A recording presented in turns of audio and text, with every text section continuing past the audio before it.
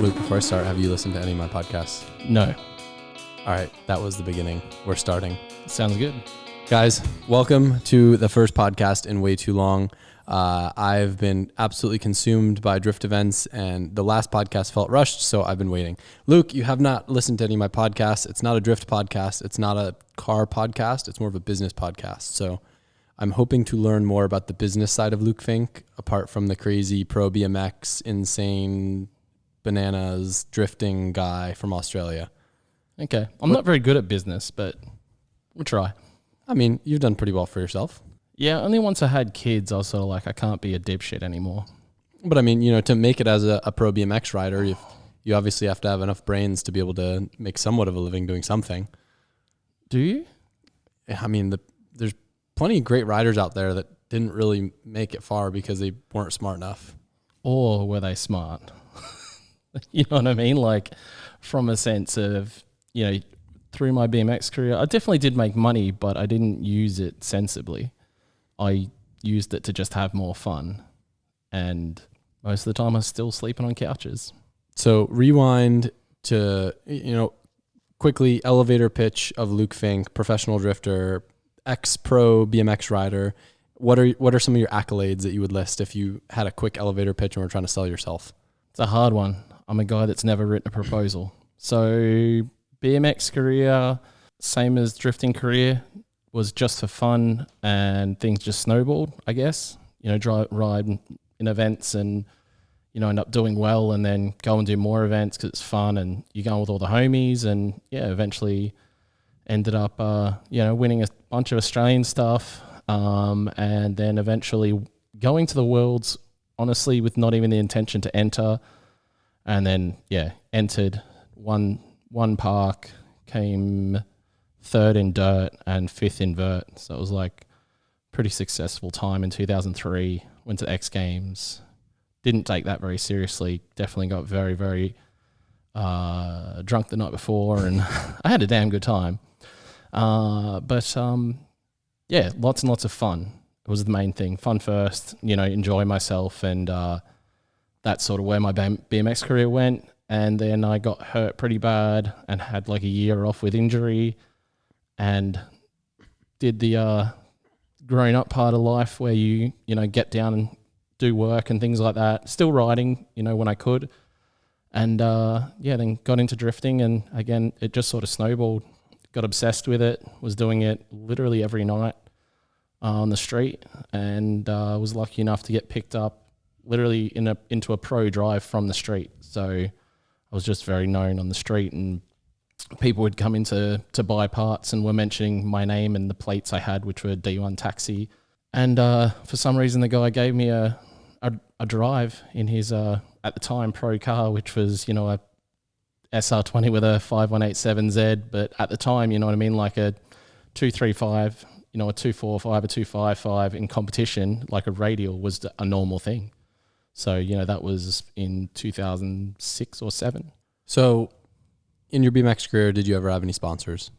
Yeah, I had sponsors. Funnily enough, I was on GT for a little bit, and that didn't work out from a sense of I would like bend stuff, and rather than give me a new part, they'd just tell me to like bend it straight. I was like, this is terrible. Yeah, I'm just not going to do that anymore, and gave them the bike back, and ended up getting picked up by Volume. So for the majority of my BMX career, you know, forever, I rode for Volume and Demolition. And how did those sponsorships come about? Did it just kind of happen, met the right people, they saw you ride? Yeah, word of mouth. I guess back when it was all magazines and stuff, I was obsessed with BMX. You got up, you did anything and everything to be riding every single day. So, you know, I was hitting a lot of comps, I was hitting a lot of jams and things like that, and always getting pictures in the magazines anyway. And I guess that, you know, made sense from a sponsored point of view to, you know, put us on a deal. So that was pretty good. It was very simple, and it was a gentleman's agreement. It wasn't a contract as such. And, you know, it was meant to be a thing where, you know, you'd make X amount per photo in a magazine. And back then, without sounding like a douche, like I was getting, you know, sort of multiple photos every magazine, full page, you know, some with interviews and things like that. And I would never actually just bothered getting that money. But if I was in a bit of a situation, I need to pay my rent or something like that, he'd always take care of it. And cool. Yeah, it was very much just a gentleman's thing, and that's how it sort of went. Same with at a clothing sponsor, Armadillo, which have now gone into skateboard stuff. They do the Thieve trucks, skateboards. It's a pretty known brand as far as I'm aware in skateboarding. They were fantastic as well, helped me get around a lot, helped pay for tickets and accommodation and things like that for events we were going to. Again, just gentleman's agreement, right place, right time, sit down, have a chat and, get us on a deal, I guess. What's your best BMX story that comes to mind? I guess a lot of my trips with my buddies we had if you guys want to look it up, Project One, which was a BMX DVD from way back that me and my buddies put together. And at the time, it was pretty friggin' right at the top of BMX at the time, you know what I mean? Some of the stuff we were doing between me and my mates, like Pete Redivo was one, he'd do like 180 bar to tap to whip out on spine before it was like anybody was doing stuff like that. He was very whippy. He could do all kinds of really cool whip shit. And then myself back then was more so technical stuff, the 270 over ice, 270 out, all that sort of more technical stuff. But yeah, we went on a road trip. We did it a couple times, but go to Canberra and hit the Canberra jams up. And they were always literally the best times ever. We'd all stay at a backpackers, all just get hammered, go riding, get hammered again, absolutely destroy our bodies to the point where you literally, you get home, you can't walk, you can't do anything. Those kind of BMX events where you just like absolutely just destroy yourself for a week straight. And things like that were definitely super, super fun. I can't really put my finger. Like BMX is just good times all the time, depending on who you're around. Yeah. Like I even find drifting the same. You can go to the best drift spot in the world, and if you're drifting with average people or not drifting with the homies, it's just not as fun. For me, it was like as much of a social activity as it always was like a sport. Like I hated riding alone, even though I was doing the same tricks as riding with people. Like I enjoyed the social aspect of, I guess drifting's kind of the same, but a little bit more high paced in the sense of BMX. Like you do a bunch of tricks, you like hang out and talk shit with your boys, watch other people ride, do a couple tricks, hang out, talk shit. Like it's a very kind of laid back, but fun social thing where you're actually like getting exercise too. Yeah, no, I agree with that. And that's what it was. I went to Woodward a couple times, but every time I went to Woodward was off season and I was literally there on my own and it fucking sucked. Like I just couldn't get into it. You know what I mean? And then I went to FBM. I can't remember the name of the park, but they had the FBM jam there a few times and they had an indoor park. And there was a few cool dudes there and the sessions we were having on a crappy park comparatively were just a million times better in my mind and way more fun. Yeah, you know what I mean? Well, like when I was growing up, some of the most fun that we would have, we'd ride this little curb in front of this elementary school, and we'd have more fun riding than anywhere else because all the people would just ride to this elementary school and we would just ride right there versus going and riding your quarter pipe in your driveway alone. It was more fun to go ride the curb downtown with all your friends. It's exactly it. Honestly, look at skaters, there's like famous sets of stairs and it's like a set of stairs, a set of stairs. Mm-hmm. But there's just spots where everyone goes. Like I've been to Barcelona to some of the spots there, super famous skate spots. And they're just they're a set of stairs like anywhere else, but they're just this spot to go. For sure. And when you get to those spots, things just elevate. And it ends up being so wild. And things that go down in those sessions are something else. And I think in a weird way, a track like mine back home at Archie Drift Park, it's like, because we do open track, no start line, I feel like it's kind of like that because you go with your buddies, you'll smash like 10, 15 laps and then you come off and you talk shit for half an hour or more. I can agree with that. I had a hard time when I explained to people, I've never made that comparison of it being kind of like that BMX environment like that, but it's just nonstop chaos. From a spectator side, like there's not a more fun track I've ever been to watching people drive because I don't know how there's not more crashes. Like in my track? Like there's a lot of good drivers, but there's also a lot of like, I don't want to say mid-range drivers that are doing stuff that I feel like mid-range drivers over here would just be totaling their cars every other lap because there's so many cars on track. The track is so technical and there's so many places to like smash into people and it's just like organized. It's, like Nishi Short at Ebisu. When you see all the JZXs, it looks like a pile-up waiting to happen, but somehow it doesn't ever happen. Yeah, and everyone's doing it so much they kind of got their head around how to, you can see something sort of going bad before it goes bad. And even for myself, I can pick up, on something about to happen. Yep. And I'll straight up be like, this guy's about to crash, watch. And unfortunately, that'll happen. Woodward, the vibes, very similar to Ebisu, having this aggregate of all the craziest people, talented people pushing each other. When did you end up making that push from BMX to drifting? Was it slowly? Did it just light switch? What's your story? So I got into drifting because of BMX friends, because I wasn't into cars. I was so laser focused on BMX. I didn't care about anything else at all. That was, you wake up BMX, you go to bed BMX, like BMX was just absolutely everything. It's all I wanted to do. And then during that time being injured, I was sort of, more so just hanging out. And then I'd actually start to notice like some of my buddies have got these like cool 180 SXs, so a hatch, a 240 hatch. And I was like, those things are pretty sick. And then I went for my first ride in a turbo car not long after that, which was a VL turbo in Australia. And that was pretty sick. I enjoyed that. So my first car I went and bought, of course, was a VL. No good for drifting or anything, but I immediately started drifting it. And things it snowballed pretty fast. It was but from me starting drifting to jumping into my first like pro drive was about a year and a half. Wow, that is quick. That's literally from like I got my license, got in a car, sort of started skidding it a bit on the dirt roads, met up with a buddy in Adelaide when I was on a BMX trip, and he's like, yeah, you do this on the road.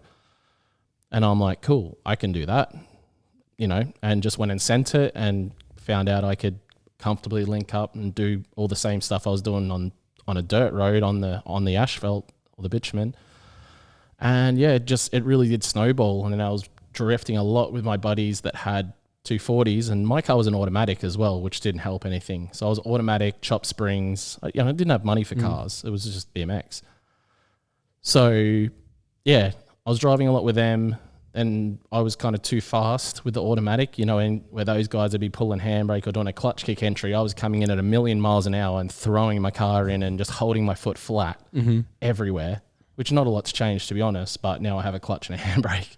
But then I evolved into getting myself a 240 as well, 180 SX as well. And things just snowballed really fast. And honestly, that obsession from BMX sort of somewhat switched to the drifting, even though I still loved BMX at the time. It was very much like another obsession that come along, and we were literally out every night. So my story of getting into cars from BMX is pretty similar. It was me being hurt, and like when I was hurt, I would do more stuff with the cars because it satisfied that, like, I get bored very easily. I'm very ADD, so like I was able to channel my energy instead of riding bikes at the skate park every day, working on the car. For me, it was my first turbo car that I rode in was actually a Jetta GLI. That hooked me. I wanted one, but I ended up getting one. So that's like Volkswagen? Yeah. Yeah. Yep. But is that the Fast and Furious one? One of those square things? No, it was a Mark IV. So it's like kind of the bubbly ones, but they're pretty cool cars. A BMX friend of mine had it, with the roof rack and the whole deal.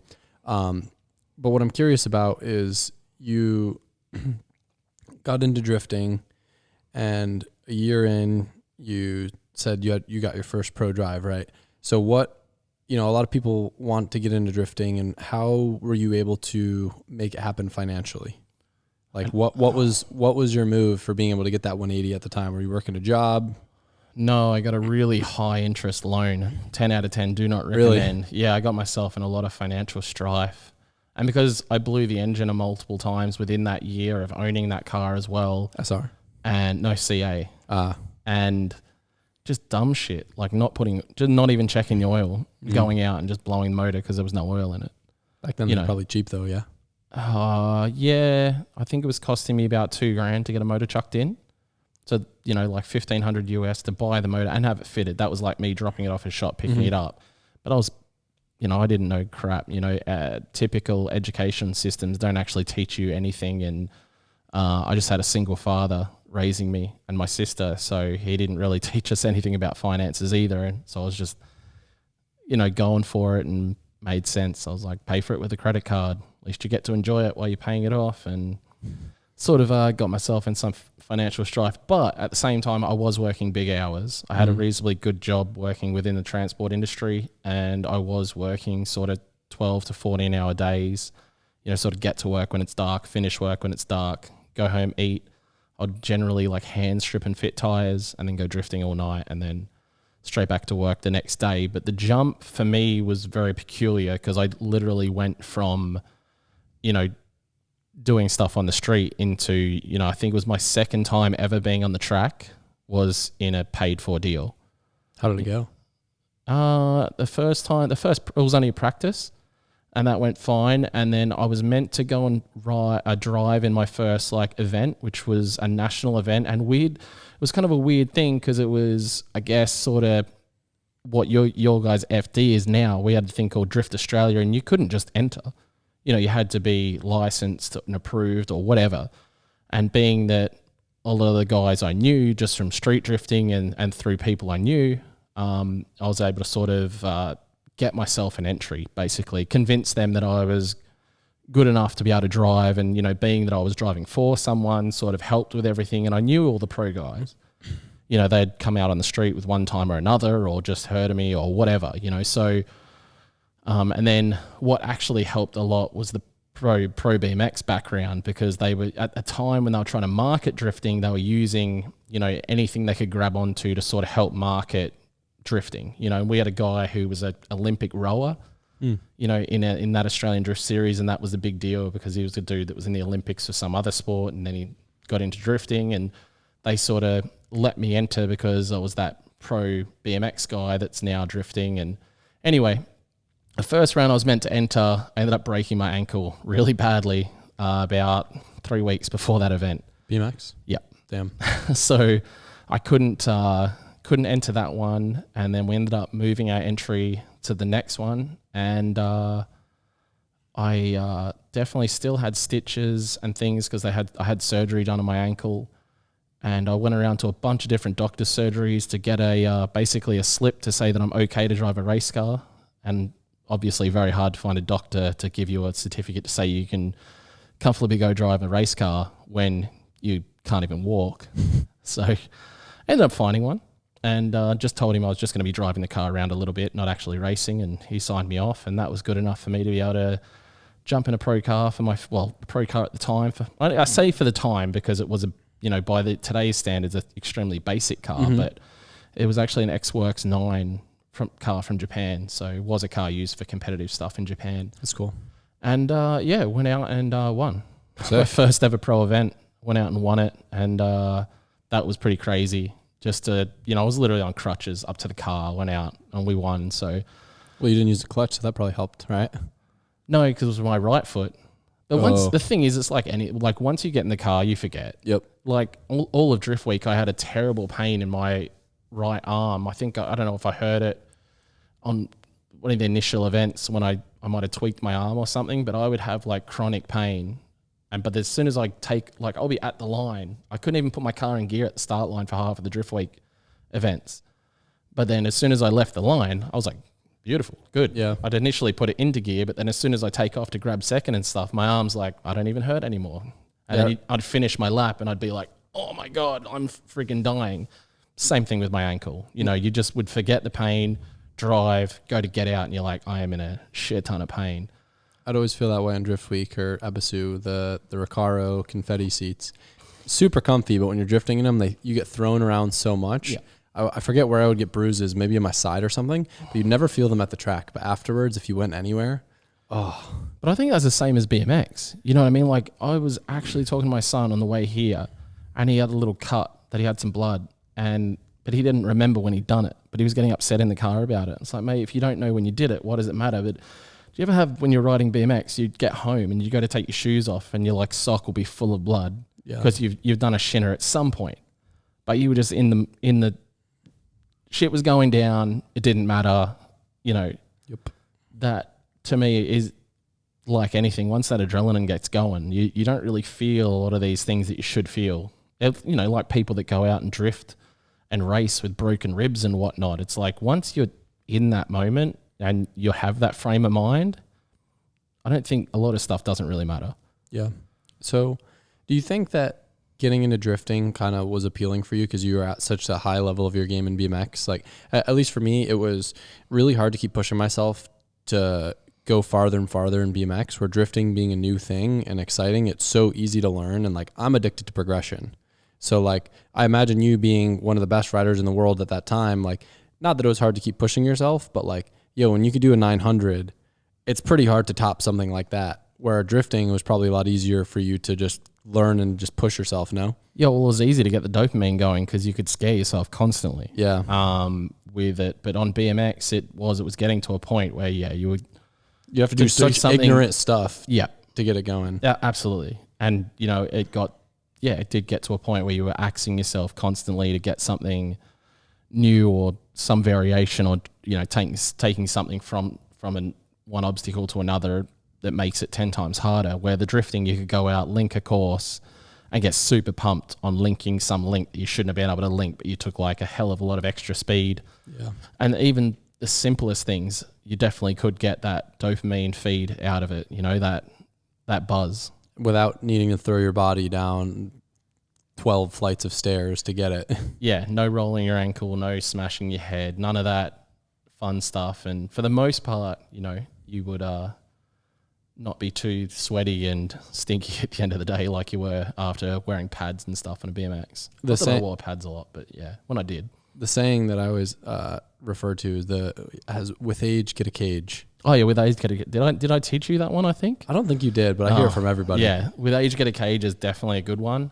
But yeah, it is just nice not to be hurting. And I think that's what like pushes me away from BMX so much now, especially my first, was meant to be my first big opportunity in a drift car. And all these people had spent, a good amount of money and time prepping a vehicle only for me to go out and be a dickhead on a BMX bike. Yeah. And they have to change all their plans and stuff because of me. Yeah. And I get that a lot with, my motivation to ride a BMX now. I always think about, for the level of fun I'll get out of it, which still a heap of fun, but it's like if you do fuck up, you're out for a month or so with some stupid injury, that you probably could have got that same level of dopamine out of doing something dumb in your car. Yep. So you're in the automotive industry now. You've won your first race. What would you say is your first endeavor into some sort of automotive business, whether it was a sponsored driver, working at anything automotive related? What's the story there? For me, business-wise, I started a club. So not a club as such, but I started a brand, which is called Club Outrun. And we do a little bit of stuff with that now still. But I started the clothing brand because from BMX, everybody would do their own shirts and whatnot. So no one was, at the time especially, was really doing that with drifting. So I started a little clothing brand and that started pumping along kind of nicely. We started doing a few track days, which were definitely cool. Being able to rent the track to ourselves and not have anybody there and just a bunch of dudes that we know just jamming out, which was super fun. I think that was sort of my first business side of things. And yeah, things haven't got much further than that. I have a track. Yeah, I was going to say, you have a racetrack. I'm you don't just go out and get a racetrack. So I'm trying to figure out the progression that got you to having your own track. Yeah. So I started running events more than anything. I was seeing it, drifting itself as a sport was fantastic. I loved doing it. And I had the opportunity to come over here in 2008 or 2009 and drive Red Bull FD Championship over here for the final or whatever the hell that event was. Got to experience a great event, meet a lot of really cool people, lifetime friends from there. And, one of the people I met over there was Dan from Dirty Sanchez. And I don't know if you've ever watched Dirty Sanchez. It's like a way more gnarly version than Jackass, where they do, gross stuff.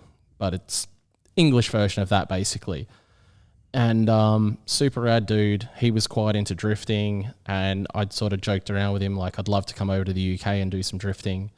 And he ended up making an opportunity happen for me when the sort of global financial crisis hit Australia pretty bad in 2010, and they shut the series that I was driving down, and there was really nothing big drifting competition wise I could do in Australia, and I had the opportunity to go over there for one event.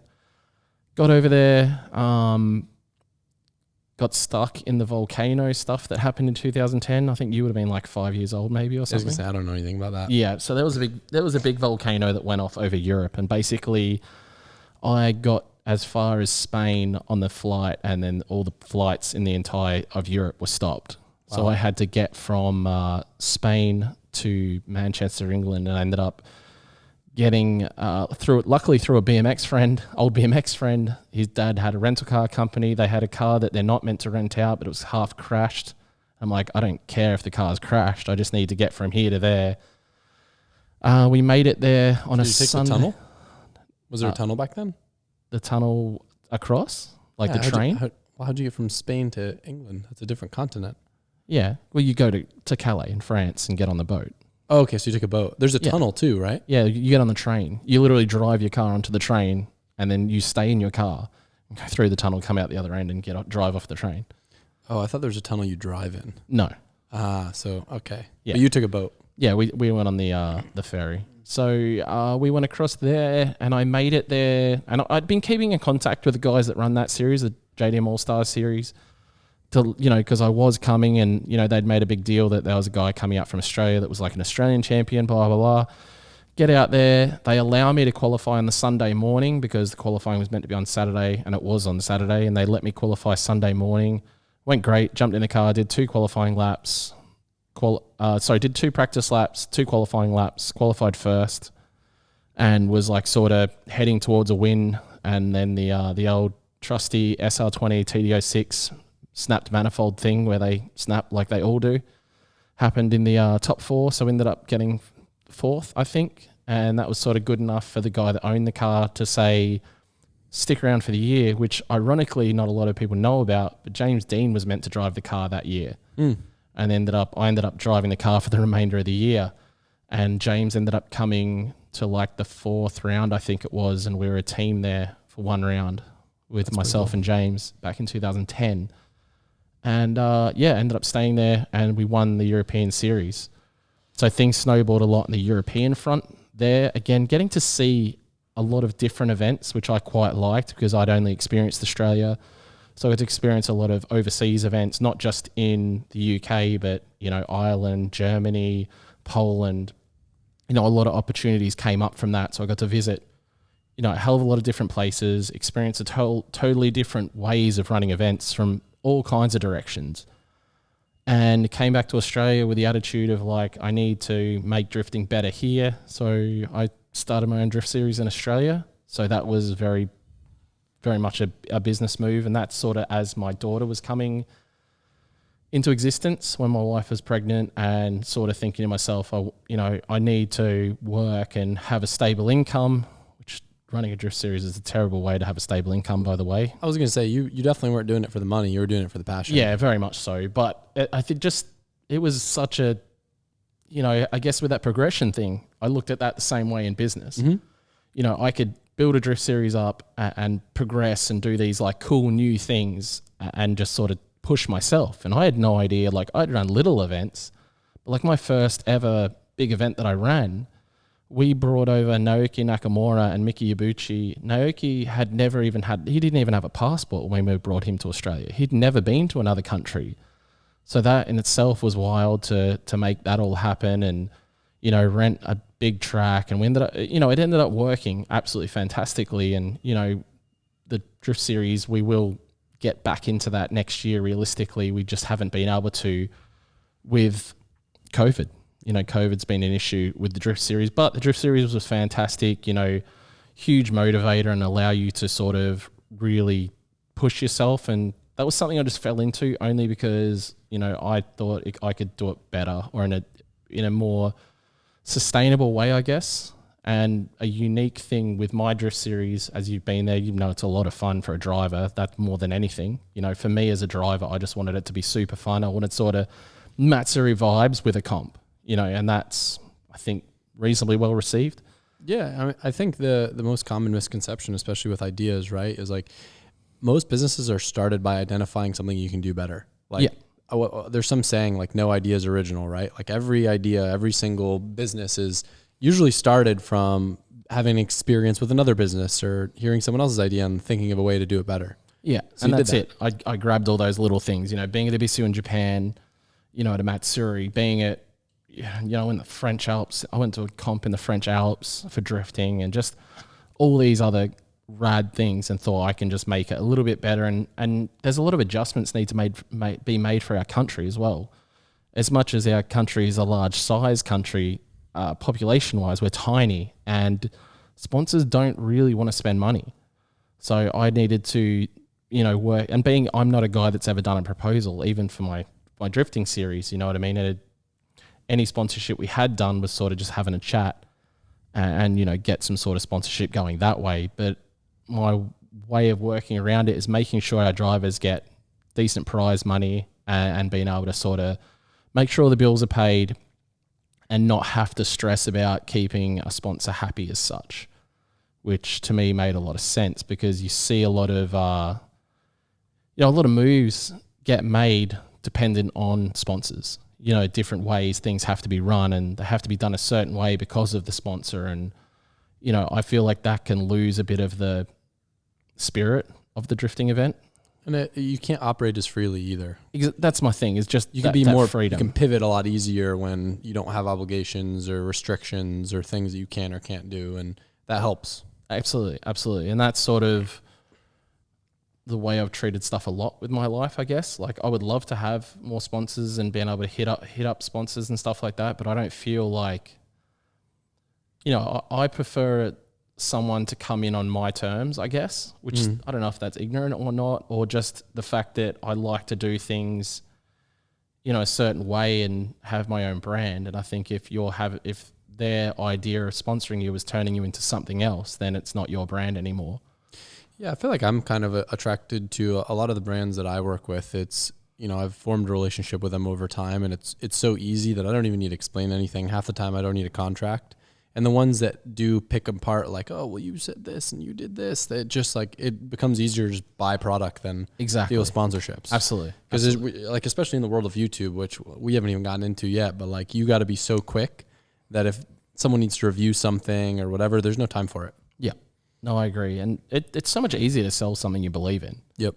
And that's a crazy thing. Like, once you bring in if you're a social media person, anybody with any sort of clout, realistically, people are looking at what you do and will go out and do it. So, you don't want to be selling people junk. Hence why back in the day on GT, when they were trying to get me to straighten stuff, and I'm like, stuff just sucks. I need to not do this anymore. Like, I just handed them the bike back and I went and bought an S&M, and I was riding S&M. And then, luckily the volume deal came along. But, it didn't make sense to be riding for someone or driving for someone where you don't believe in what they're doing. Absolutely. Now, what was the drift series called? My one? The one that you started. Oh, DCA. So Drift Challenge Australia. So it's the same one that's still going on. Yeah.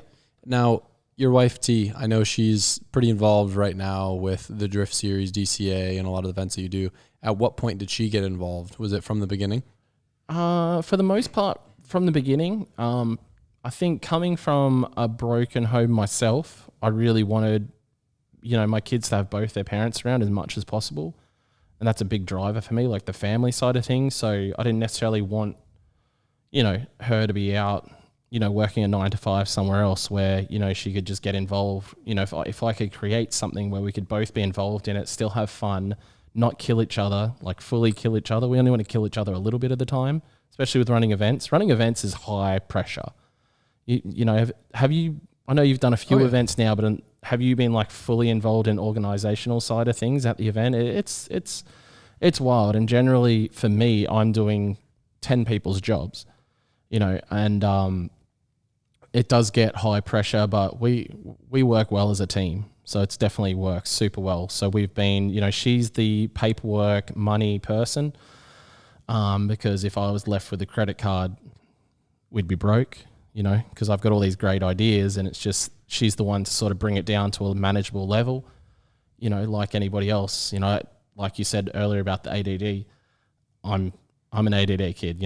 You're focused on the cool ideas. You're trying to add stuff to the track, do all this cool stuff, and you need someone to keep you in check. Yeah. Otherwise, especially with me, because I'm so like dedicated and so passionate about my sport, like I'll just be running myself broke, but knowing that I'm doing cool shit rather than being like, right, we got to put food on the table. And so she helps with that. And she's also kind of like the bad guy, so you can be the good guy. Because like at the track, like she doesn't take any shit. Oh, no. Yeah, it's pretty sick. Like seeing her in action, I remember the first event I went to, like, everyone's scared of her. Yeah, no. She's going to kick them out if they do some dumb shit. Yeah, no, because that's what it is. And, I'll a lot of the time, because again, I get that drifter hat on and I'm just I'm just a dumb drifter like everybody else, so turning up late or, not having read the regs and things like that, I'll generally be like, I know what it's like sort of thing, where she'll be like, no, should have fucking read the regs. You're an idiot. Like, and sort of, pull them into line, which they need, and especially with, getting people to start line and stuff like that. She's definitely the one. What's one of the biggest challenges of working with your significant other? With your wife, I think you have to ask, if you want something done, you have to do it in a totally different way you would an employee. Fair. Because the moment they start feeling like an employee, especially my wife, she'll just like cut you off and won't listen and be like, well, fine, hire someone then. It's like, no. It's this, we do work so well together, but yeah, there's a lot of times where, you'll be like, baby, I really need you to do this. Can you please get it done? Because I'll go and do it and she'll get mad at me about doing it my way. And she has her own ways. My wife's very old school, she likes paperwork. She doesn't want it all digital. We still get our phone bills on paper. Mm-hmm. She won't even, she'll literally not pay a bill if it only gets sent by email. She'll be like, no, I told you guys I want a paper copy, and she keeps all the paper copies and stuff. And she has her ways, where I'll be like, yep, got the bill, pay it. I'll pay it out of the wrong account or something. You know what I mean? Like, yep. I'll just be like, well, you better do it. Otherwise I'm going to do it and you'll get mad. And then that's kind of my way. I mean, she won't watch this. It'll be fine. Yeah, I know. Yeah, I think that's like the perfect balance though, when you do have the type of personality where you're so go, wanting to do all this crazy stuff, traveling, hosting events. So that's cool that she can kind of hold it down for you. No, absolutely. And we, at home as well, we've got to, I'm a very, very hands-on father. Like I'll, 9 times you're a handsome father? Hands-on. Oh, okay. Yeah, bit of both though. Yeah.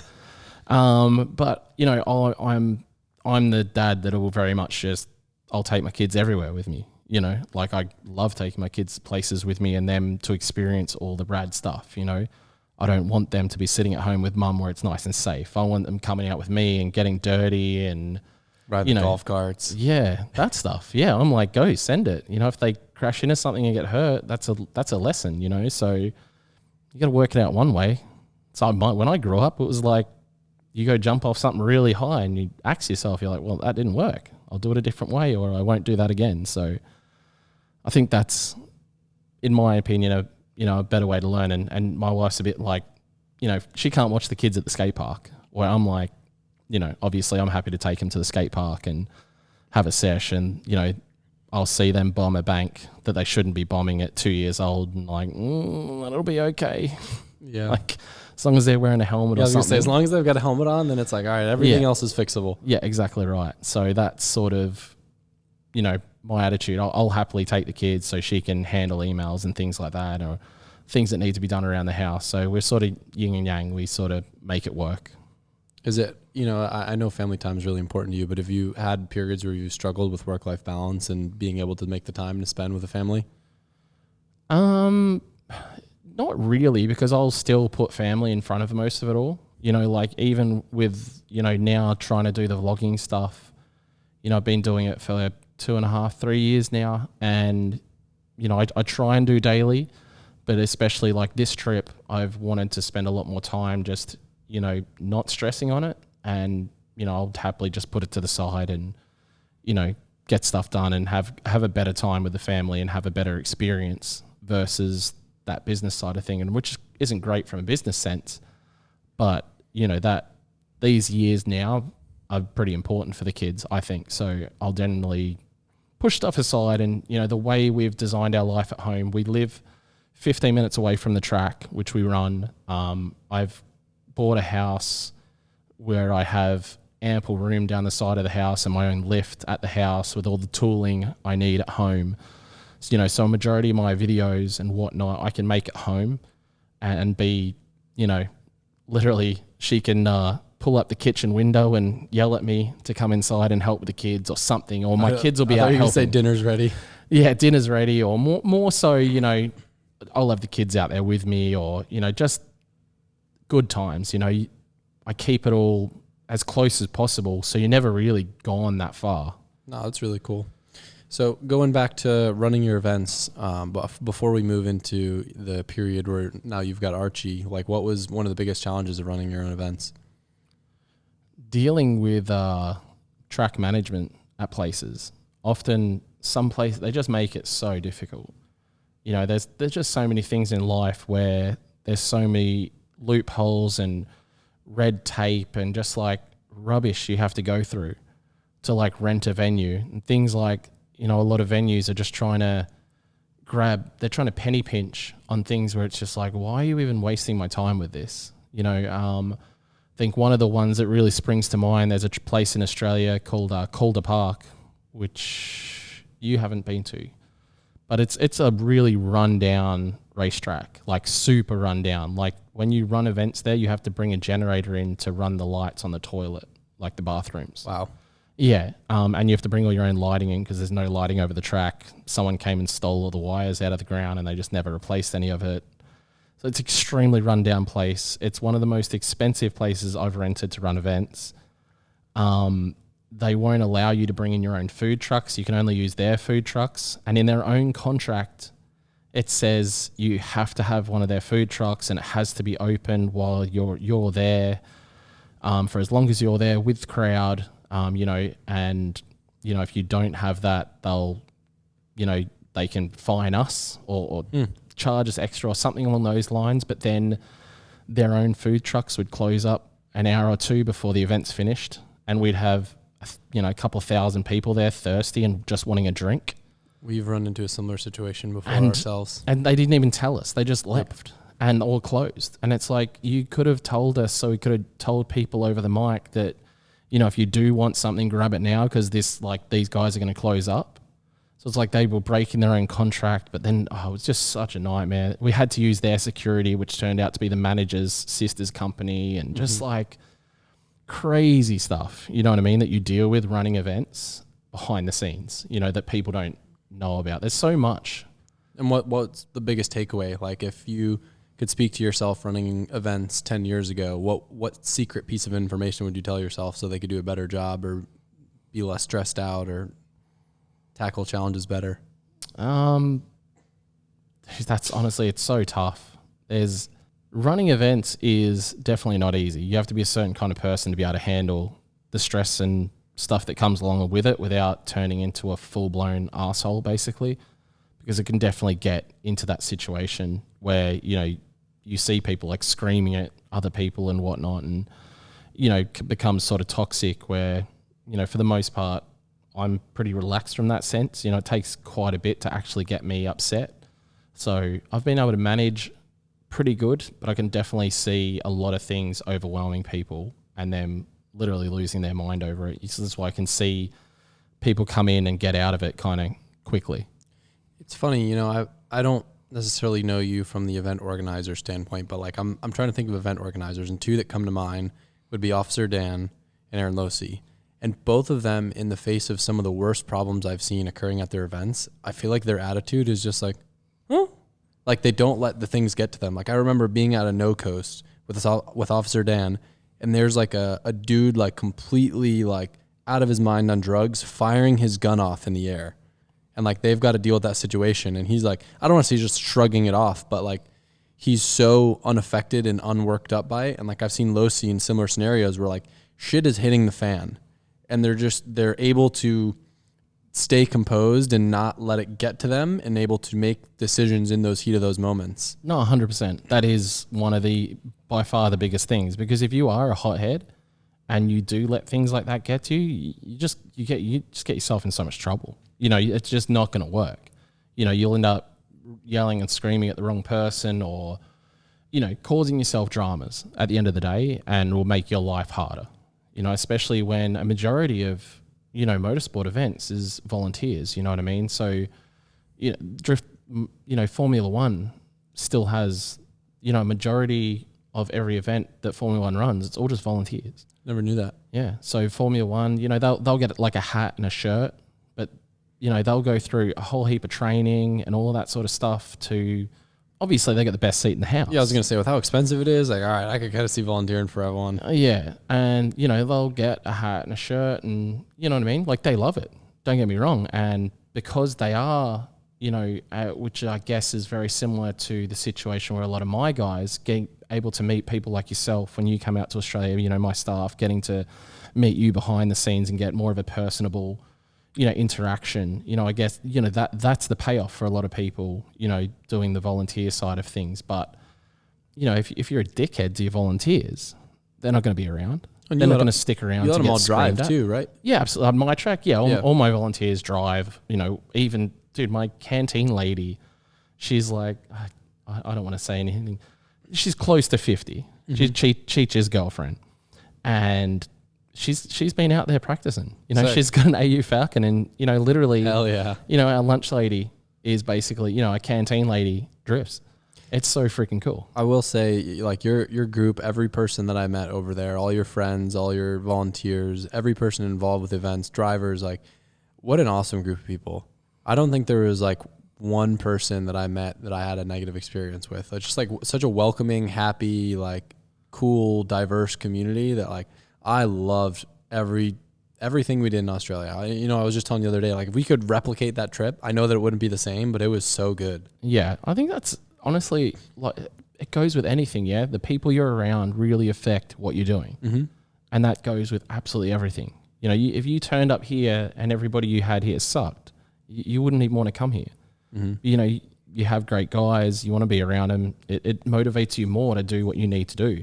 So I think that overall helps everything. And even from a driver front, running drift events, the more I can, force the drivers to hang out and have fun with each other, which is one of the more unique things I do with my drift series, is we do the Saturday night at the pub. Yeah, I was just thinking about the qualifying results. All the shoeies. So we literally force as you experience, we force everybody, if they want to hear the qualifying results, to come to the pub.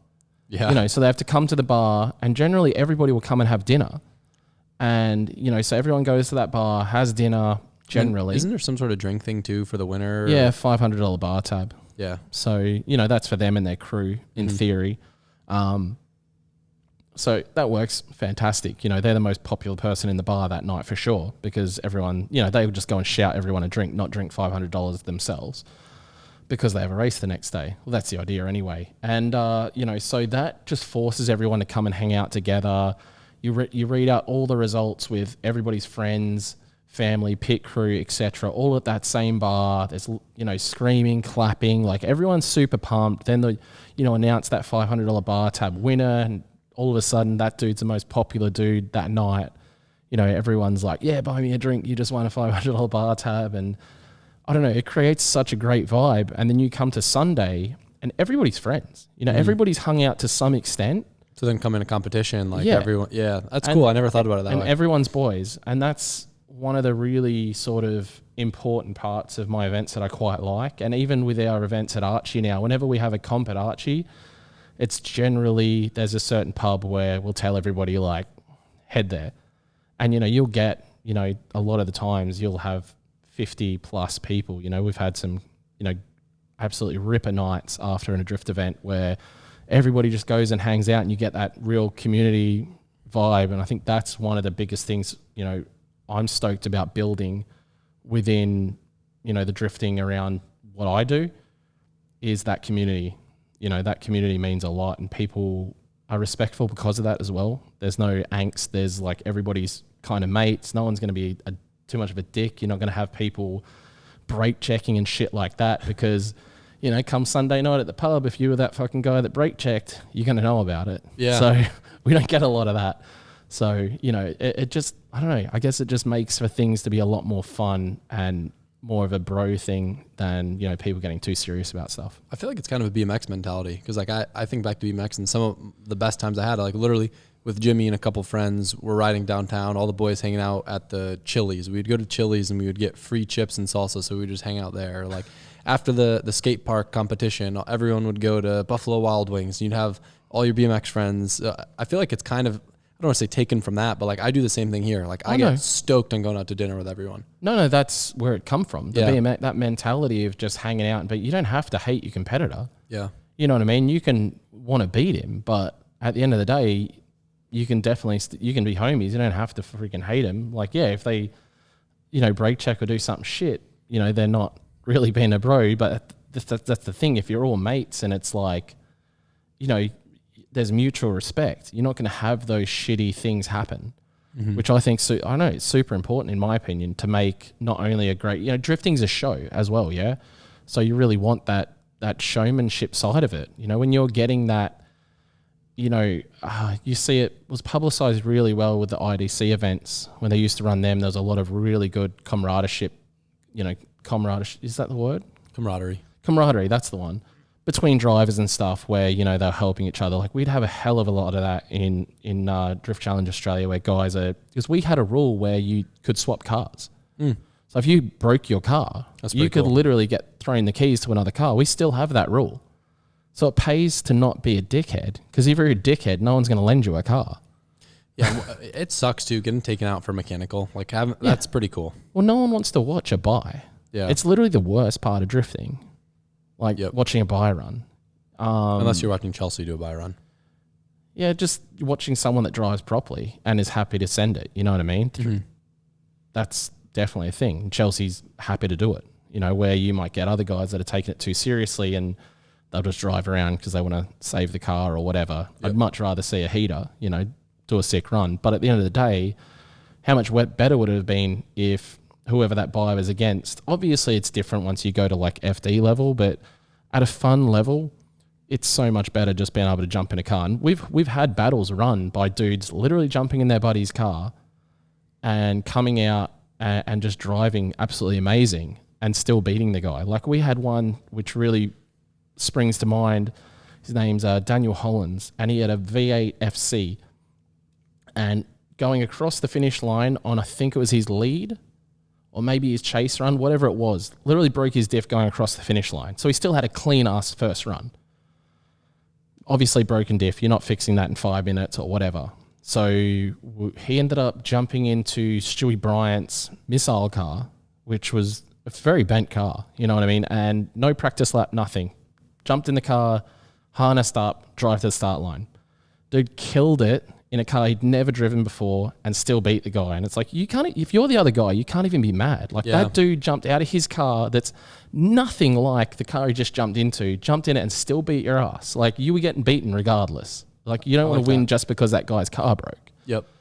And I think that again works with the whole creating community thing, because obviously you want to be the guy in the pits that you've got 20 cars getting offered to you because you're a good dude. Yeah. Rather than, I'm going to get knocked out if I can't find a car, and it's, well, you're kind of a dickhead. No one wants to give you a car. So it kind of forces you to be nice, I think. And it's a weird way of looking at things, but I feel like, especially in drifting, because it can be such an individual sport, you kind of have to force people to befriend each other, I guess. So how did you manage to get an event hosted at a volcanic park? Now, just for a little bit of elaboration, Luke has a drift event at a place called Mount Gambier, and it's this park that's like in a volcanic crater. Is that correct? Yeah, no, it's definitely an extinct volcano. And you're essentially like street drifting on these park roads that they shut down. So I want to know, like, are you the first person holding an event there? No, so I'm the first person. So I basically, that came about from just contacts throughout the scene, but that's a spot where they have a hill climb event. Got it. So they have they do have a hill climb event there, and I'd seen bits of that, and I can't even exactly remember how it happened. We ended up getting in contact with a local club there, and through them negotiated back and forth with council and whatnot, and eventually got it over the line to be able to have the event there. And it's in a smaller city, and it's a city that they have a great events management team, so they really are pushing to get, more people visiting their town. You know, and it's not a huge town, beautiful town, absolutely beautiful town. But you know, other than seeing the craters, there's not much there. There's no reason to go there. So this is just, you know, it generates money for the town. Obviously, you know, even our drift event, you've got thousands of people coming to town, staying in hotels, eating everywhere. They're, you know, spending money, even if it's just fuel and things like that. You know, it generates a lot of money for the town, and they see that. And realistically, from their point of view, they're just closing down a road. Yeah. You know, and allowing us to run an event. And as long as it's done with the right insurances and all that kind of stuff, you know, they're stoked. One of the coolest events I've ever been to. Yeah, it's one of the coolest events, full stop. Yeah, it's just a phenomenal place to be. Again, the town's beautiful. You know, there is stuff to see around there. The craters and some of the things you can see around there are fantastic. But then just even driving down into that place for the first time, it's just like, what the hell? Like, what are we even doing? It's like one of those tracks too, where like, you know, there's so many good tracks. Like think about North Course or Toge at Ebisu. Phenomenal tracks, but you can't really watch. It's not the best watching track. Where Mount Gambier, you can pretty much see the whole track from where you're standing, and it's the coolest angle of seeing the cars come over, down, and up the hill with the barriers and the trees. Like it's like like you can walk basically a 1 minute walk from one part to another to see everything. Yeah. And it's just, phenomenal. So again, so beautiful. Being that we keep all the crowd pretty much on one side, it's weird because you're sitting there with thousands of people, but then just across, it's just like beautiful trees and whatnot. But then these, you know, a bunch of us drifters being absolute freaking maniacs in the middle of it all, you know, coming over a blind crest, full, you know, as hard as we bloody can with walls everywhere, and just like the entire vibe of that event is ridiculous, absolutely ridiculous. And, you know, we are extremely proud of that event, and hopefully we won't be able to have one this year, but we're really pushing for another one next year. Obviously, without all the COVID nonsense. I'll be there. I hope so. We had a lot of fun. It was so good. So you're this event guy. You're hosting events. At what point did Archie happen? Now, Archie is Luke's track. You don't own the track. You lease the track, correct? Yeah, so we lease the land. Got it. But you built the track. So the track, there was a go-kart track there. Okay. So I was a volunteer at this venue for a long time. I moved to Queensland in 2010 just to basically chase warmer weather, and I also saw that Archfield track and knew that it was open. I think at the time it was open once a week and occasionally on a Sunday. And I was like, that's just freaking amazing. The city I came from, like, I was just street drifting all the time. There was barely any track days. I was getting in a lot of trouble with police and stuff. And, you know what I mean? Like, I needed to be on the track more and things like that. So moving up there, it made sense. I became a volunteer. It also meant that I could get some free track time because I was a volunteer. You know, I think at the time you would volunteer at like 3 events and then you could drive one.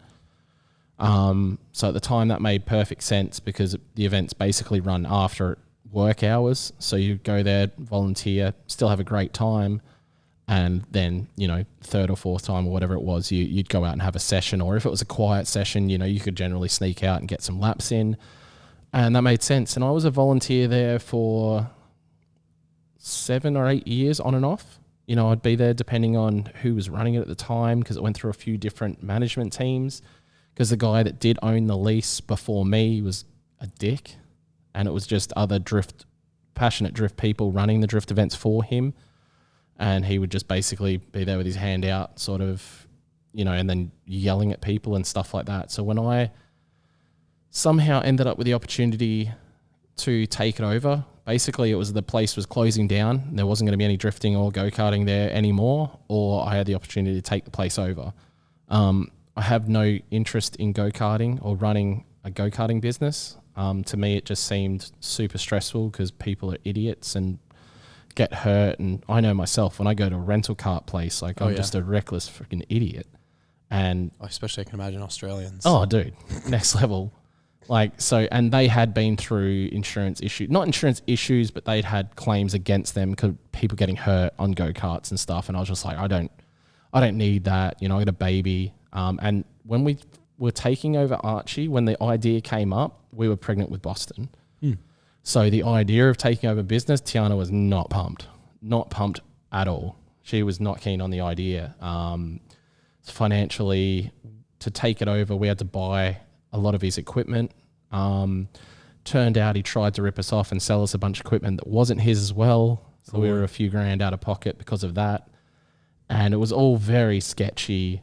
And we were lucky though that the owners, like the owners of the venue, ended up, welcoming us basically. Definitely made it stressful for us. You know what I mean? It wasn't easy at all. Super stressful, to be honest. And one of the biggest hurdles taking over the business was making people aware that I wasn't just running it on that guy's behalf, and it was actually us. And then, as soon as we started making money, we started spending money on the place, fixing it up, making it better for drifting, widening parts.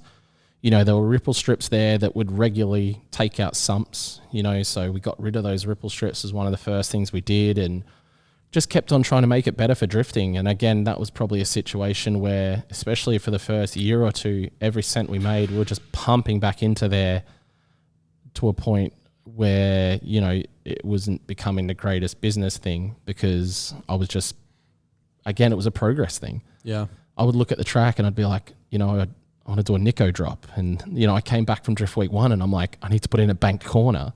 Like, that was $100,000. Yeah. And I did that. We put that in. We didn't get a loan or anything. We just built up enough money to be able to make it happen. And I ended up selling a car and some of my own personal stuff to help pay for that bank to be put in, because I was just like, I want to be able to drive a bank. And it would have been a great financial thing if COVID didn't shut us down 2 weeks after putting that in. So we ran, I think, 3 events after spending $100,000 on one corner. And we got shut down for a fairly long time. We still had to pay rent. We still had to do all of that stuff. So it was not a great time, to be honest. And we've just won a year-long battle with the city council as well about noise stuff, and again, things that have cost us a great deal of money behind the scenes. But overall, it is still extremely rewarding, and we've been able to make it a business that for the most part usually is in the green. There's weeks we lose money, there's weeks we make money. And generally one of the things that really helps the park along is through things I do, being able to bring people like yourself, Denofa, Naoki Nakamura, Ken Gushi. I've brought so many people over, being able to just drive, and, for our local guys is to be able to drive with all these people as well. So I really love that, that side of things. Now, Archie is one of the only tracks that I think I've ever been to that does, correct me if I'm wrong, you do weekly drift events? Yeah, so we run every second Tuesday, we run a beginner night, which is free tuition. We literally have some handful of drivers. We have a guy called Benki. We have Loki. So she was a Ninja Warrior. You have the Ninja Warrior show over here. Mm-hmm. So she's literally she was a Ninja Warrior on TV, but she's a great driver as well. Great drifter. She comes down and helps teach. Who do we have? We have a couple guys. Ed is another guy, Ed, that comes down and helps teach. And, they help out in exchange for being able to drive their cars as well. And, just the love of the fact that we're getting new people into the sport. And not only is it great from a business sense, where obviously you need more people coming into the sport to make sense, but it's so cool seeing people, from their very first night. We've got guys now, because we've been doing it for a while, the beginner nights, because initially I tried to do beginner nights and they didn't really take off, where now we've got them to a stage where they've taken off and they run fantastic. And sometimes they're our biggest nights, is our Tuesday beginner nights. And you'll have guys coming to those and you'll just see them progress, start doing advanced events, and then they're in a comp. And it's just super rad. You think back and remember when those guys first turned up and could barely link a corner, and to a point where they're putting cars on doors and having the time of their life. And I don't know, I think it's just so freaking cool helping other people get into it and getting into it in the right way, because it's very, very, very easy to get into drifting the wrong way. I think OSW's done a really good job at that as well, and that's why we have a skid pad. You've been to it. It's not very big, but we get thousands of people that come to drive this little skid pad in Florida, and we have such a crazy scene. And I feel like the Learners Days that OSW do is a huge part of it because it's constantly cultivating that next generation of drifters, you know? Yeah. And you can teach them the right way. It's not them going to some drift school somewhere where they're just turning them over. Yeah. You know what I mean? Like, we all care. We all care that these guys are doing it. We don't want to see them go spend $1 million on a freaking, you know, crazy motor and chucking wires fab and everything and building a comp car. It's like, no, you need to just like put a better seat in your car. That's going to make you drive better. You know, things trying to steer people in the right way rather than them getting too excited and going the wrong way. It's not just the actual teaching of the driving, it's the teaching of them about the sport, just about the sport in general. Like, you don't need to try and be an FD driver. Let's just have fun first, you know, get yourself going. And, you know, I think teaching people the right way is so important. You know, I would have loved someone to learn off, you know, like I could have skipped so many steps and things I did wrong by, you know, having that guide and pushing the right way. And no matter who you are, like, you can always learn something. No, for sure. Now, with Archie, you have, at least from my experience, I know there's a lot more people probably at the events that I was at, but even the events where I wasn't supposed to be at that I went to, like, I think it's impressive to have weekly drift events, but on top of that, to have the spectators that you have. What's the trick? How do you get so many people in the gate? We're so close to everything. Like, it is kind of like downtown for a track. Like, here in the US, 15 minutes from the center of the city. That's like crazy. Yeah, which, you know what I mean? When the council got mad at us, it's like, you know, I'm old enough to know that, you know, it's almost like nothing like that will happen ever again. Yeah. You know, the only fact that we're there is the fact that Speedway's been there for over 60 years. Like, it's an institution. Yeah. Generations have lived, you know what I mean? Like, that Speedway track has been there longer than anybody's lived there. So, you know, that's where we're very, very lucky. Like, it won't happen. If you were to put, you know, OSW, you could run weekly events out there, but it's kind of far to get to, where if the track's only 30 minutes away, 10 minutes away, 5 minutes away, you'll go down there just for a look. So it's only $10 to get in. Like, you've got 5, 10, even we get people coming down for like 20 minutes at the end of the night just to watch. Yeah. You know, and they're more than happy, you know, to just be there for that 20 minutes to check it out, because I was sitting at home. You sell alcohol there? No, I wish we did. This is one of the biggest things. So there's a liquor license, I think, for the property. There's kind of a loophole that I think we can get through to be able to do it. And that's one of the things that I think, if we can do, will definitely dramatically change things. And if it does happen, I think it'll be fantastic for our venue, because more people would be keen. Because a Sunday afternoon down at Archie, if you could kick back up on that grass hill, have a drink and watch drifting, it would be literally the raddest thing ever. You know, I dream of it only because I'll be able to drop driver entry even more. Yeah. You know what I mean? Like, we only charge $80 now, but honestly, if we had a bar there that was functioning on a Sunday afternoon, like, I'd drop driver entry down to $50, because you know you'd make that money back from the people drinking on the hill. You know what I mean? Like, it would make more financial sense. And for me, my view of a lot of this stuff is the drivers are the ones putting on the show. So I try and charge my drivers as little as possible. Even with my competitions, everything, I try and charge as little as possible. You know, I think the people that should be paying for it, you know, is the crowd. Yeah. No, you know, they're the one that are getting the show, sort of thing. I was just thinking of it because I remember, I think it was in Germany or one of the European countries. I'm pretty sure it was Germany. Like, every skate park that I went to had a bar.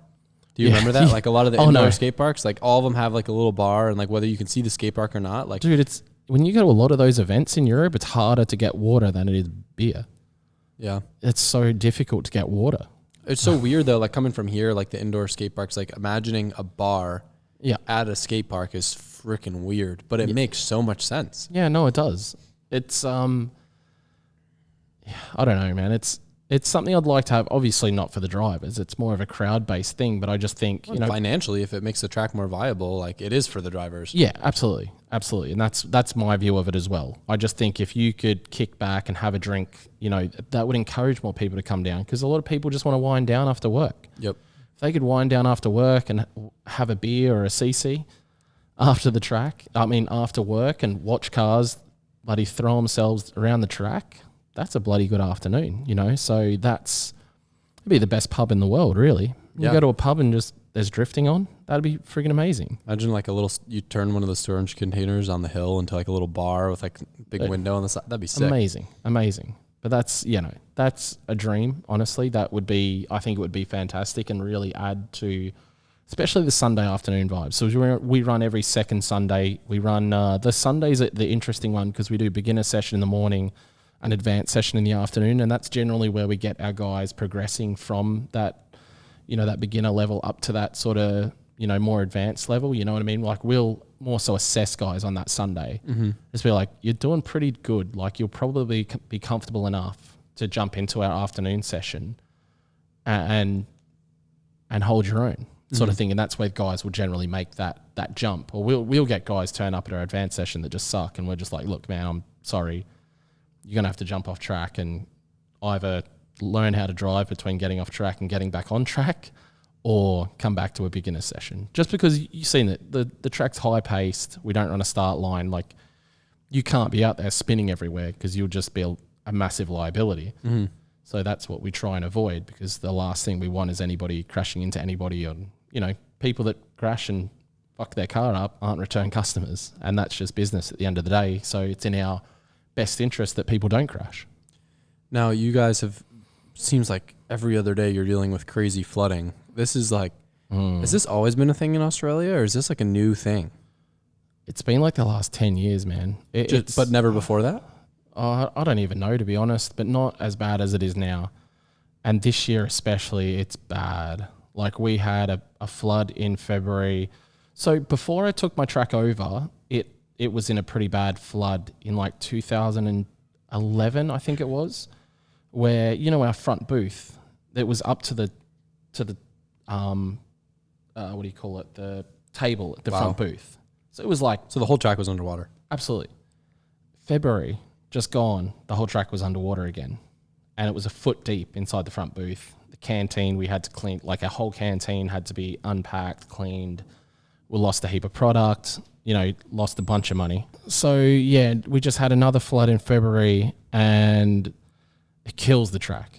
It freaking kills the track really badly. Obviously the ground underneath, we have Florida-like weather. So, it's quite warm, wet, but then we'll go through real dry periods as well. So you get the ground will swell, and the amount of rain we had, everything, it gets into everything. It gets under the track and all that sort of stuff. And then it dries out and it expands. It just destroys everything. So it really hasn't stopped raining for months now.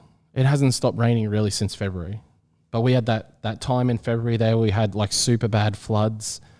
We were pulling, like devastation. Honestly, the amount of people that have been displaced in February, the floods we had in Australia were insane. I went to places where you couldn't even see the roofs of 2-story houses.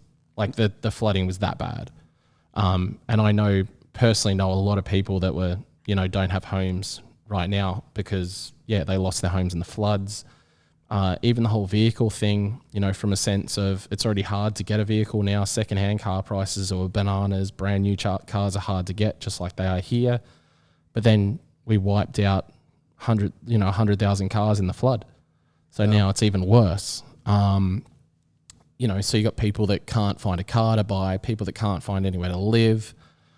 That some of those high stress situations cause a lot of suicide and things like that, which, is another thing which people probably don't often think about in these situations, like massive toll. There was a lot of elderly that, especially down south, because they'd only had another flood a couple of years beforehand, and there'd been a lot of instances of suicide just because they just they couldn't rebuild their lives again. They didn't want to go through it anymore, and they were old enough where they were like, no, we've had enough.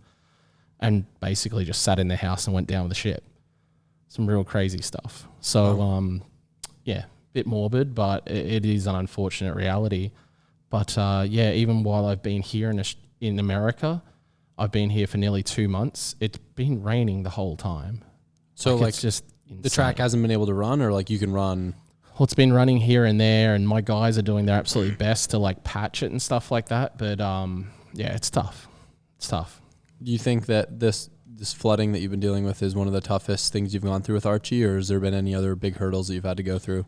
I know the town, I'm sure, was one of them. Yeah, the city thing was rough because that just came out of absolutely nowhere. Obviously, flooding comes out of nowhere as well, but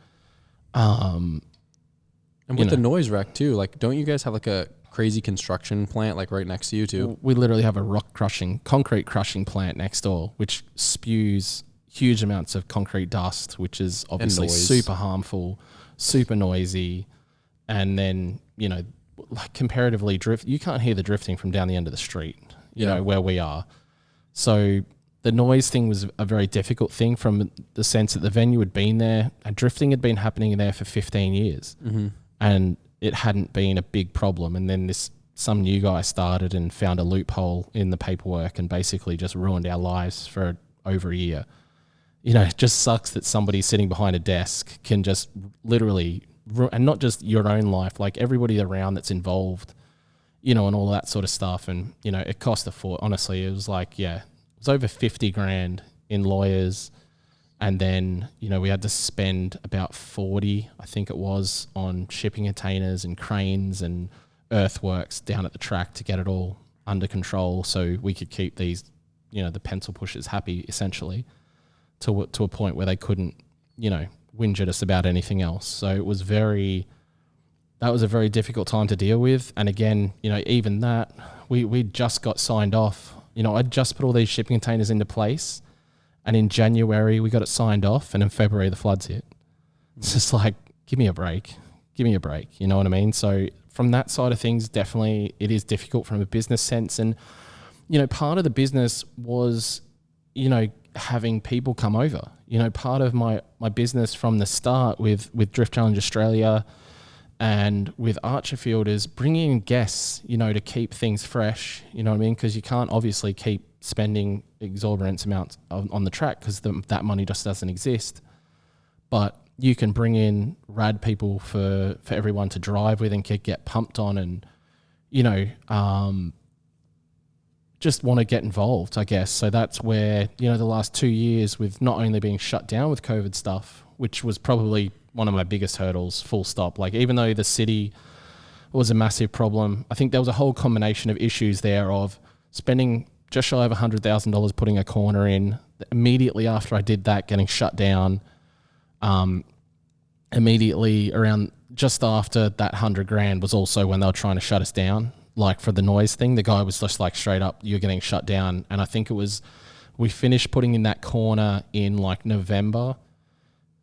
We ran like 2 events, I think in December, February, somewhere around, I can't remember. It was all within a sort of 3-month period where I'd spent 100 grand on the track.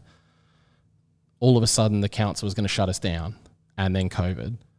It was just like the worst combination of things I could probably think of, and all of that to happen at once. And that's where, again, when you go back to that, being an angry person or whatever, it would be super hard to take, those things without flipping. You sort of just had to just like cop it on the chin and be like, just how can we go about fixing this, making it right, make people, with the council, it's all about, you try and, it's not even common sense, but making them understand that they're not just stopping drifting. There's a bunch of businesses that also depend on the business that drifting brings. You know what I mean? Obviously, you got to think, if you lost OSW, for instance, that would negatively affect Drift HQ. It would negatively affect any fabricators in the area. It would negatively affect tire stores. Like, it would just negatively affect a shit ton of people, not just them. And then, something that we really take seriously is mental health.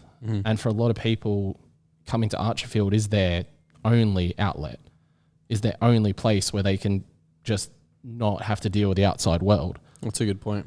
So, that was something that we definitely pushed as well,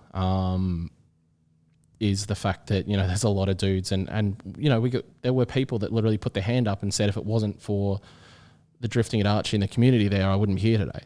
Yeah. And, we had a bunch, there's not just one, there's many, so it's definitely, a big deal. It wasn't just, you're not just closing down a little business. Yeah. You're closing down a business that is surrounded by tens of thousands of people. And that showed immediately when we did do the a petition, and we had over 50,000 signatures on that petition within a week and a half, I think it was. That's impressive. That backed it. Even local police backed it because they're like, well, if this closes down, everyone's going to go do it on the street. Yeah. So they backed it. I even had the police pull me over, literally just to tell me, which in Australia is weird. Like, that's something I feel like would happen here because it's more community based here with your police. But for Australia to get pulled over, and then the cop to be like, I know who you are. You're from Archie, and we're really backing what you're doing, was pretty freaking cool. That they understood that, and they said they'd personally written a letter to the city as well, and really just needed to push, I would say common sense, but make them understand what we are and who we're about. Where the guy that was obviously signing the piece of paper that said we can't drive anymore was just like, oh, there's a bunch of dickheads doing skids.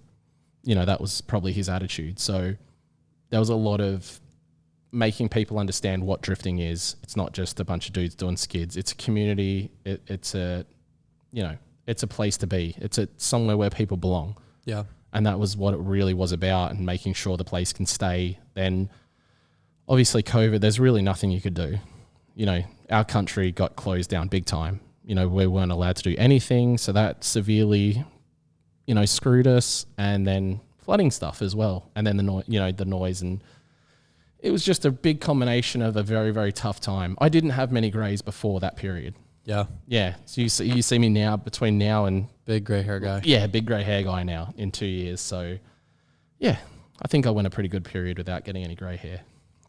The weirdest thing about Australia to me, and I'll tell people this when I talk with them about the country, is I feel like everyone that I've met, like at least generally speaking, Australians like a little bit on the crazier side. Like everybody's cool, does cool stuff, doing skids in the middle of the road. Like everyone's laid back, everyone's got tattoos and like down to have a good time.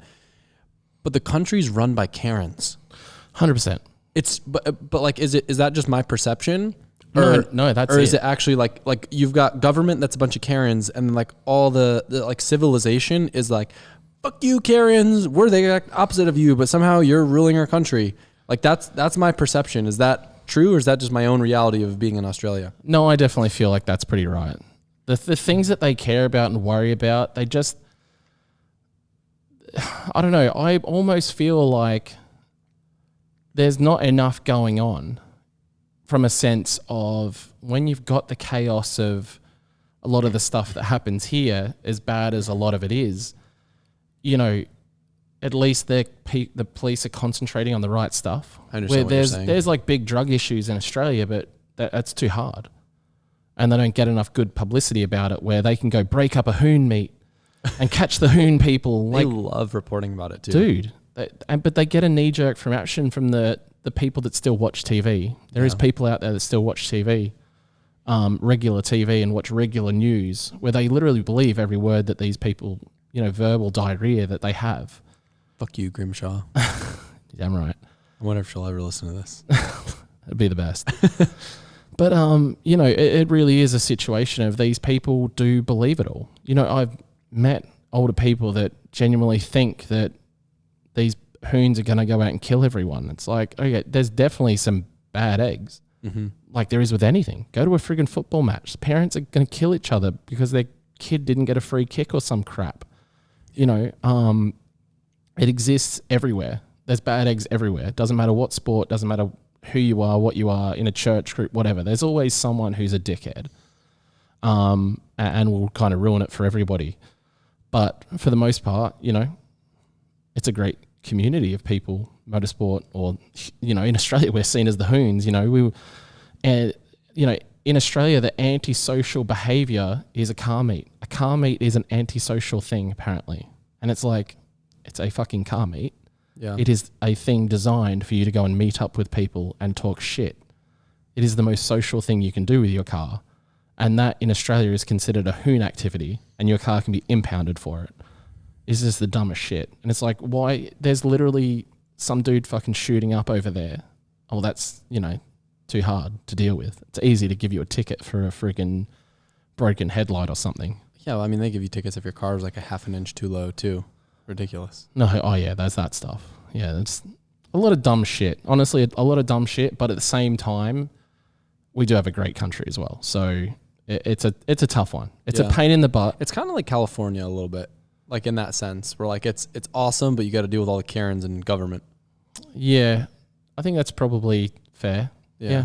In California, they're like Nazis about everything. I think you'd more so go down south, like in Melbourne. I would say is more like that. Mm-hmm. You know, definitely in Queensland is you can get away with a lot versus what you can get away with down south. So we're more where we are is a bit more Florida-like, definitely, and down south is very much like California. More they care about a lot more stuff. The EPA will really fuck you down in Melbourne. Interesting. Like, if you get caught with an external wastegate, it's $2,000 per cylinder.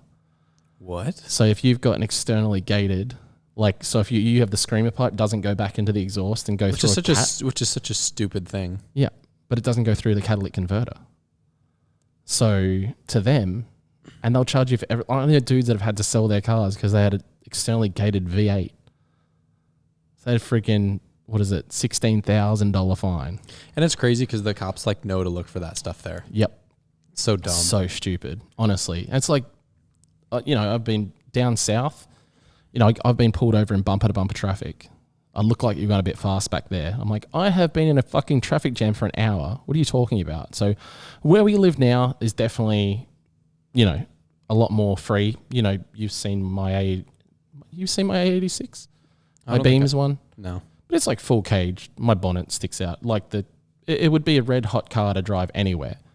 And I've driven that around Queensland quite a bit without any drama. There's a lot of guys that drive dumb cars around where we are without too much drama. So, you know, people that have only lived in my city will think the cops are bad, but if they've lived down south and experienced how bad it is down south, they would realise that where we are now is pretty chill. Yeah. It's kind of hard to see a cop even. So I've got a few questions from my YouTube members that I want to ask you, but before we get into that, I would like to just kind of wrap up your story in the sense of if you could take away 3 major life lessons that you learned from BMX to now Luke Fink, the automotive vlogging, track owning, international traveling, parenting, like 3 life lessons that someone listening to this podcast could take and make themselves a better person of themselves. So one of the biggest lessons in event management side of things is don't tell anyone your ideas. Never tell anyone your ideas. Because unless you've done it already, they'll steal it. They can be whoever they are, doesn't matter. They'll steal your idea potentially and market it as their own, or, you know, that's been a big thing. You know, don't even talk about it until you've done it, until you know 110% you can do it. I think that's been a big lesson in event management side of things. From the track management side of things, I would say you don't trust anybody from the council at all, ever. Council as in government? Government, yeah, because they'll tell you one thing and do another, and I had to deal with a lot of lies, you know what I mean? Like people telling you, like the guy that came and shut us down originally told me that he loved motorsport, came in with totally lied to us about, you know, loving it and everything. And I actually let him into the venue, showed him around and stuff like that. And it was that piece of shit that literally tried to shut us down. So, yeah, we ended up finding out that he wasn't allowed to do that. And he did lose his position because of that he lied to get into our venue because he wasn't technically allowed to enter the venue, blah, blah, blah. So that's a big one. So anybody with a council, you know, or city badge on now, I won't let them in, basically, until I can work out exactly what they're about and what they're trying to do. And, you know, they can be real shitty people. Yeah.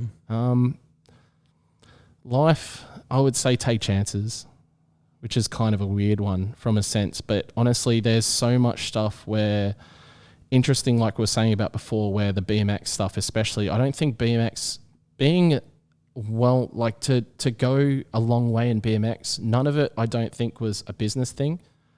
It was a lot of people. Like I knew so many amazing guys in Australia, especially because we were talking about this the other day, where we only had the magazines and, you know, we would get props when it eventually gets to Australia. You know, we didn't have the internet to give us stuff immediately like we do now. So our view of everything was so skewed where we thought, you know, your guys' bangers were everyday tricks. And so that was our mentality, is to go and dial those tricks in that were your guys', you know, end of a run banger we would do mid-run because, you know, that's what we thought was happening. My brain just went kaput. You were going about taking chances. Oh yeah, sorry. And they basically, the fact is like there were so many freaking amazing riders that could have done well, but they were just like, oh, I've got to work. I can't go and take that trip. I can't just leave my job and go to America and go and ride. You know, so they were, you know, too secure or too scared to leave the security of their work or whatever else. You know, we had guys that were, no, they just smoke weed, but they just did smoke weed, and they're like, oh, you know, I can't go there and get weed, like because that's what they needed to function. They were just those kind of guys.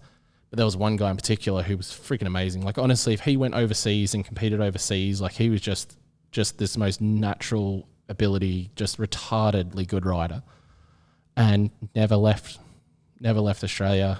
He's actually dead now.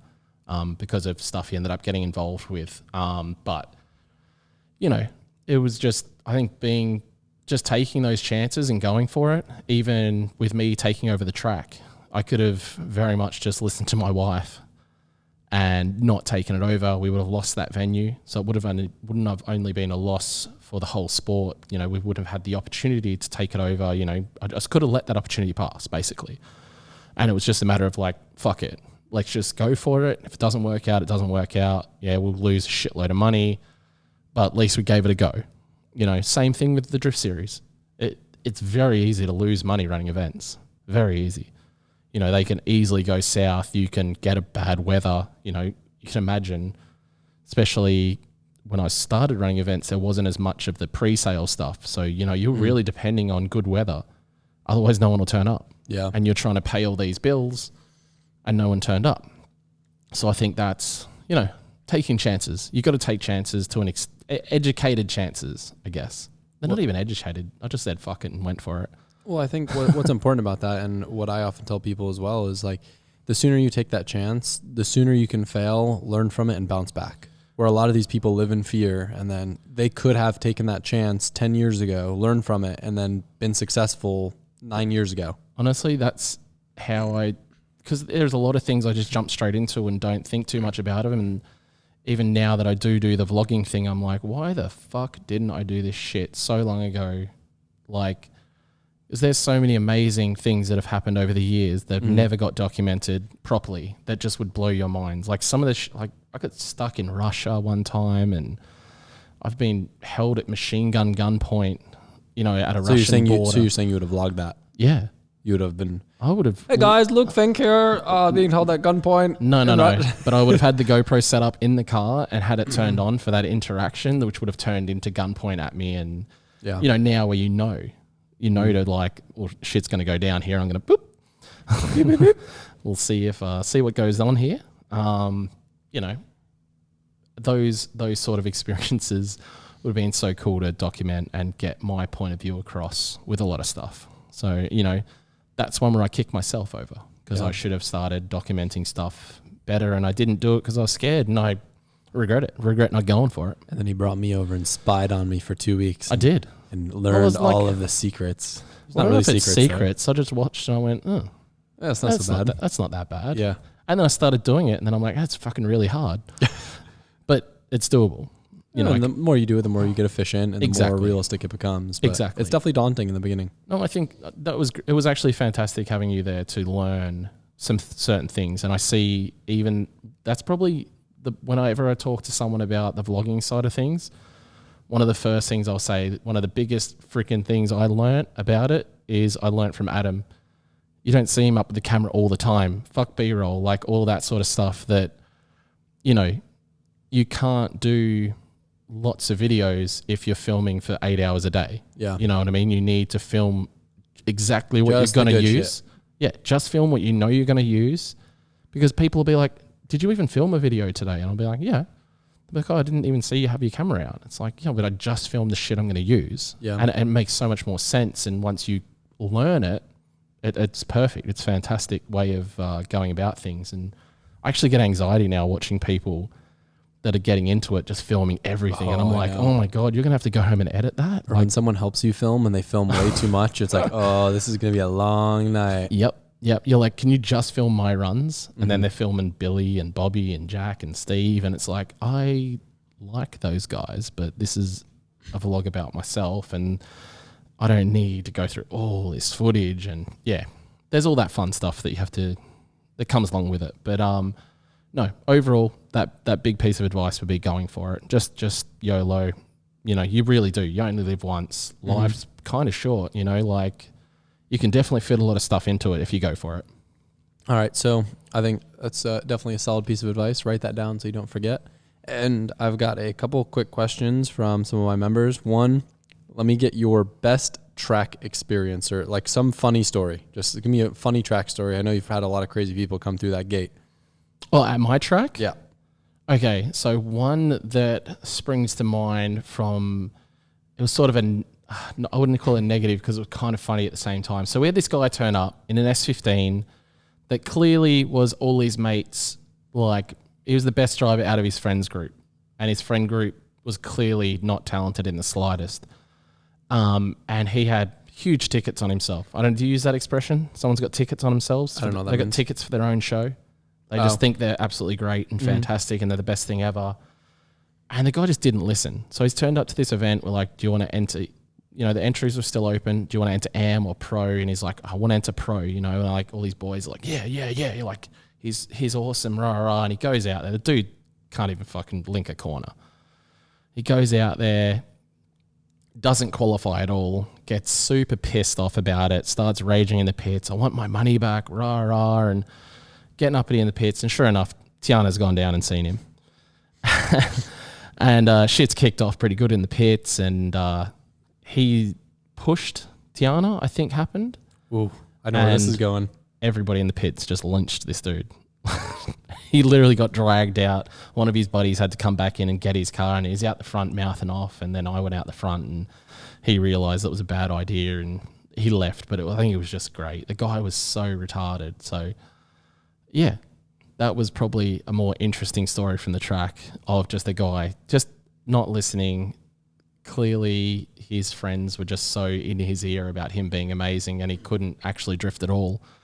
Went out there and just made an absolute fool of himself and then tried to push my wife and then realised that he was surrounded by 100 people that were on my wife's side. Yeah. And got escorted out quite quickly. And yeah, I don't know, that was a pretty fun one. I like that one. You guys definitely manage the assholes pretty well in your scene. You know, we're not going to name names, but I remember one of the guys that we went drifting with who had an incident with his car, and then there was this other dude talking shit about him. He literally flew on a plane and beat the other dude up and taught him a lesson. He shut that dude up real quick. Yeah. That's some pretty dedication. Yeah, that's pretty dedicated. That fella's got dedication to things like that. I was like, damn, that's the dude you want to have you back. Yeah. He's a sick cunt. No, he's a sick cunt. So no, shut up, Chop. All right, so another one. If you could highlight the biggest differences you see between American style drifting and Australian style drifting. Oh, that's such a tough question. I've seen a lot more this time around, like better, I think, the drifting side of things. But I would say more than anything, there's a bit less of people getting excited over cars and getting more excited over good driving now over here. Got it. Where before it was the other way around. Yeah, before people were just like, you know, great drivers because they had a cool car, and it was like, no, they suck. They just have a cool car. Where now I'm seeing people like throw down more. Mm-hmm. You know, there was a bigger gap, I think, in America in the past between, you know, grassroots guys and pro guys, where now the grassroots guys, there's less of the fashion drifting, which is still great fashion drifting here, you know, but they're pushing harder and driving the cars harder and not just having a cool looking car and sending it, which I definitely appreciate. I've seen a big shift in a lot of the pro guys with the crazy Pro-Am cars that have sold them, been out of drifting for a year or two, and then now they're moving back into drifting with the simpler seat time cars, whether it be a Z, an E36, Yeah. whatever, and it's cool. Concentrating on throwing down. Yep. on driving, and I like that. And it's seen, like I said, it's closed that gap up a bit more in driving, where over here there was a distinct, all these guys are going to go out and crash, and then these guys will drive good, where now it's a closer gap. What keeps drifting fun for you? It never gets unfun. There's always some way you can do something stupider to scare yourself. You know, for me, going out, you know, I'm kind of known for my backies, but only because I see backies as an impossibility in a lot of senses. Like if you can go throw a backie smoothly without losing speed and continue to be able to link a course like it was just nothing, that to me is like as far as you can go. Yep. From a sense. You know what I mean? Like obviously you're pretty much going backwards while still going forwards. But if you can do all that without losing any speed and, you know, or flow, you know what I mean? Like it was never even happening. I think that is just fucking rad. You know what I mean? And I concentrate a lot on that because I think that's cool. When you get onto a bigger course, just the higher speed entry you can possibly do, you know, while throwing a backie generally, just because it is as far as you can go. Yeah. You know, other than, you know, in a BMX, you would throw a different combo to make something a bit harder, but drifting is just, it is drifting. There's certain things you can do, you know, other than, again, throwing a jump in there somewhere, which happened recently in Japan. There was like a jump to backie. I saw that. Yeah. That track looks sick. Which, you know, looked great fun. I'm looking at that like, yeah, that's sick. We want to do some of that. But, yeah, I see those things as a, you know, my fun. You know, I definitely enjoy that as far as when I'm driving on my own, especially like the super high speed entry stuff. Throwing dumb things is a way to keep myself excited because I scare the shit out of myself sometimes doing 200 plus kilometer an hour entries in a stock 370Z and literally entering so hard that my stock bumpers ripped, like tore off my car, bent the friggin' mounts, the standard bumper mount to, just because it was so fast and the car was going the wrong way. That just air caught it? Air caught it. Air caught the stock bumper and just straight ripped it off the front of the car and bent all the mounting. Like there's all the things where the bits going on under the bonnet there. It actually bent the metal out. And my bumper went sort of bump on the ground and then flew up into the air, like 50 feet up into the air. So, yeah, those sorts of things keep it exciting because you could definitely really get fucked up on a big entry like that. No roll cage and all that. It's kind of stupid, but it was you that really had the fun clip where the hood flew up and then you went and threw a big backie and it slammed the hood down shut, right? Well, I was throwing a backie and the bonnet came up. Mm-hmm. Yeah, the hood came up and it actually hit me in the head because it was a convertible car and a fiberglass bonnet. So it actually smacked me in the head and I was sort of like a bit buzzed by it, but I was like, oh, I'm sweet. Grabbed the gear, linked the course, and then to me it makes perfect sense to throw a 360 to close the bonnet because that makes sense, that's what it right? was. Within the run, it made sense to me. Like I know at the end I'm just going to throw a 360 and the bonnet will come back down and it'd be kind of funny. Through the 360, the bonnet came down and I just laughed like a little girl. It was fantastic. Were the hood latches broken or? No, so I think it was the lap before or maybe 2 laps before I hit the back of my buddy and I think it had come unlatched then, but not come like obviously all the way unlatched. And then I threw that entry and you see as you hear a big bang in my car and because I kind of dirt dropped and it sort of goes bang on the ground. And as that happens, you see the bonnet pop up. And then because it was a sort of a backwards entry, not driving forwards, the bonnet went whoopa, like it took a little while. So I kind of saw it coming up and sort of like, I can drive through this. It made sense, you know. At the time, it made perfect sense. It was a cool clip. Yeah. All right. So last question I have for you. I don't know if you saw Grant. You know Grant. Yeah, I know Grant. He did a driver ranking on the Lone Star Drift channel. Have you seen that ranking chart? I saw a little bit of it. So just as a reminder, his ranking went Chelsea, me, himself, TJ, you, then Hurt, then Jimmy, then Rudnick, then Samet, then Colette, then Tommy F. Do you agree with that list? Is there anything you would change? Look, I told him... Oh, sorry, I didn't mean to do that. Save draft. Sorry. I was speaking to him the other day, and I told him I'm going to punch him in the head. Oh, so you don't agree with the list? Huh? You don't agree with his list? No. Smoke that whole list. You think you could smoke Chelsea in a comp if you guys had the same car? I think it would be a hell of a comp. I think so too. I think we've said that. We've spoken about it multiple times, and he's like, he knows if he pulled up on the start line, you're not going to be taking it easy. That's for damn sure. Because, I'm like him. I'll just run you over. Yeah. Yeah.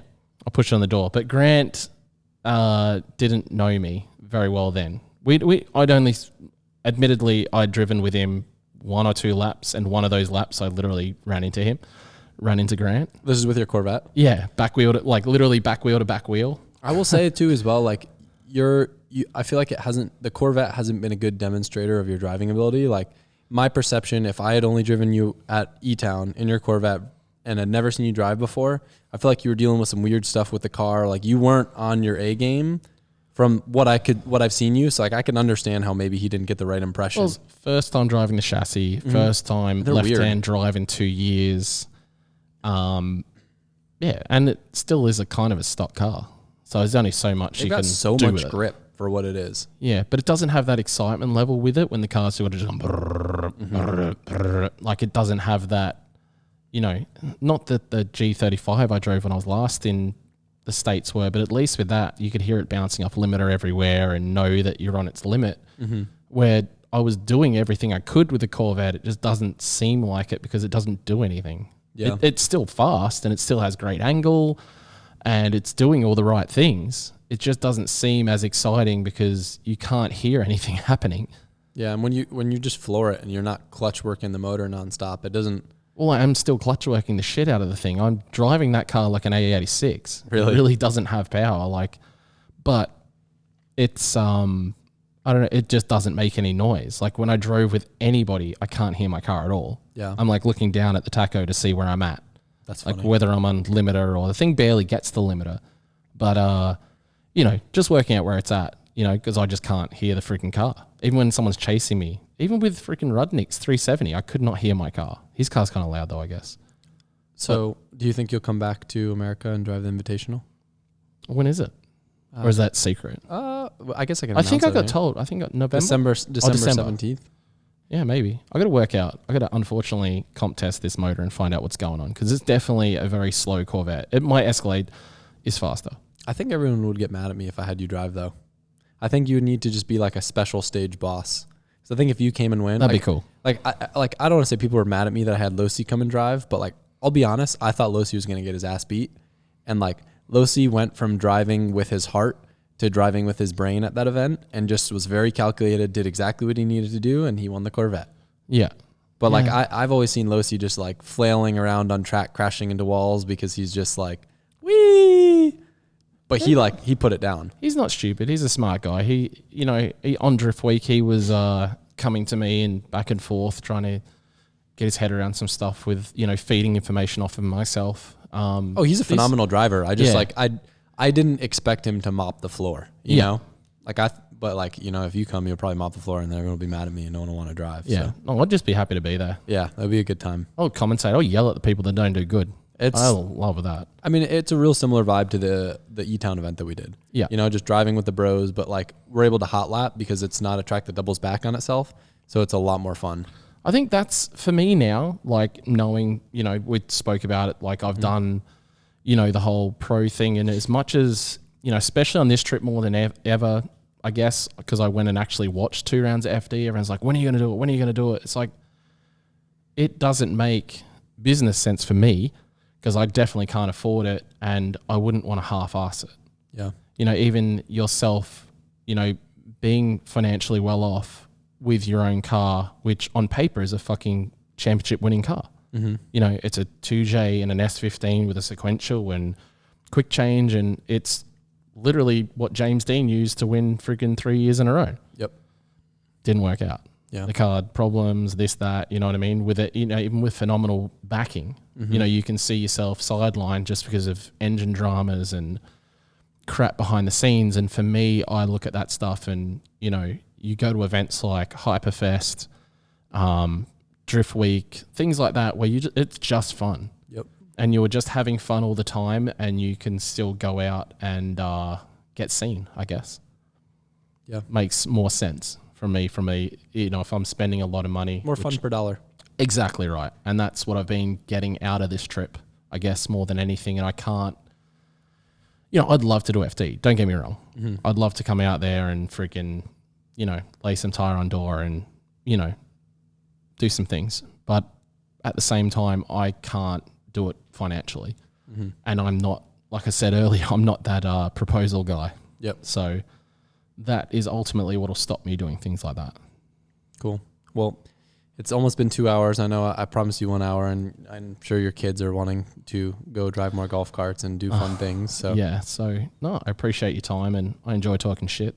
Yeah. I feel like we honestly didn't talk that much shit. Like we're usually talking a lot of shit, and this has been like a pretty civil version of our conversation. Yeah. No, I agree with that. But I do appreciate you coming on this podcast, and I'm sure next time we do one, whether it's in Australia or here, we'll have a lot more stories to tell, and Australian police will be chasing after us wherever we are. No doubt. No doubt. They're chasing after us at the moment. Oh God, what did he do? Streeting. We'll save that for another one. But anyway, thank you, Luke. You guys can find his socials and information on everything that he does in the description, and I will see y'all soon. Appreciate that. Thanks, buddy.